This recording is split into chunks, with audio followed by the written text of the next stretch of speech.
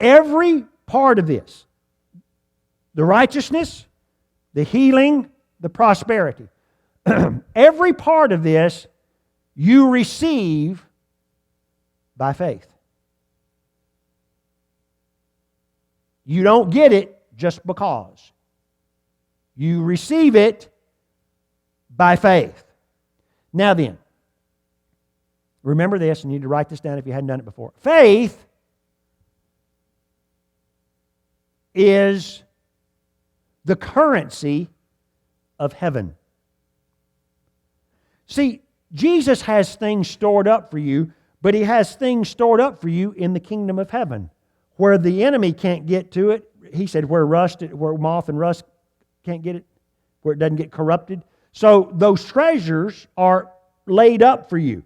And those treasures are laid up for you to be able to use here on the earth.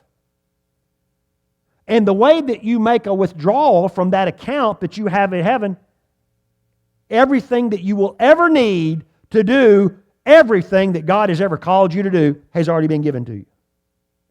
The way that you get it out of there to here so that you can use it is by using the substance that we call faith. Well, the Lord knows I need that, so He'll get it for me. That's not faith. And that doesn't work. Because God, man, I'm giving you all kinds of bumper sticker information this morning. Here's another one. God is not moved by need. He's moved by faith. If God were moved by need, there would be no starving children on this planet. And also, if being poor makes you closer to God, then the third world countries would be closer to God than, and it doesn't work that way either. Being poor doesn't make you closer to God.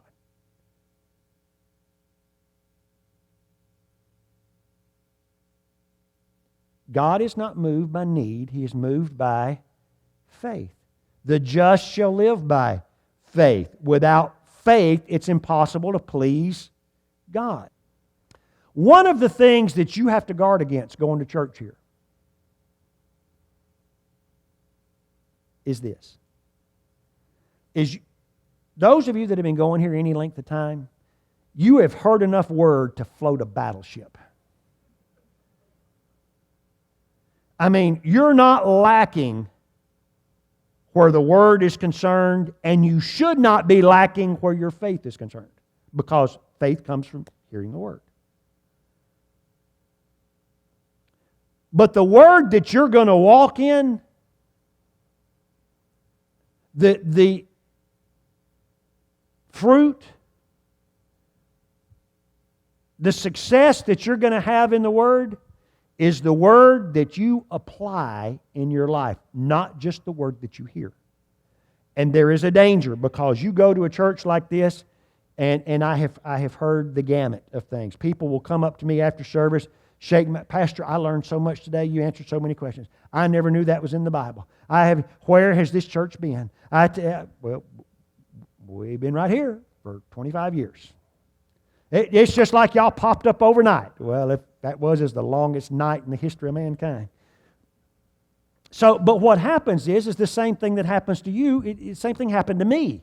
When I heard somebody preach the Word to me, the first time I went, that's different. I can do that. That will change my life. And I'm sorry, but I was hooked. I was hooked. And I realized that there was do you realize I was raised my dad was a pastor. I was raised in church. And when I heard this type of preaching the first time, I knew it was different. And it kindled something in me. I wanted to learn more. I went back and I started reading the Bible, and I looked at things differently. I looked at the fact that, first of all, that God wasn't mad at me, and He wasn't just waiting on me to step out of line so He could swat me into mid-millennium. That He was a good God and desired good things for me. And not only that, but there was a thief. Got this in John 10:10. That there was a thief that was trying to steal, kill, and destroy me. But God was trying to give me life and give it to you more abundantly. That will change your theology. When you understand that the bad things happening in your life are not God, and they're not even God allowing it. And I ain't got time to get into that. I'm not getting into that sermon this morning. I've already preached you 12 sermons as it is. I think this is enough. But Jesus said the thief comes to kill, steal, and destroy. If something in your life is trying to kill you, steal from you, or destroy you, it is not God. If something is trying to give you life and give it to you more abundantly and success, it's God.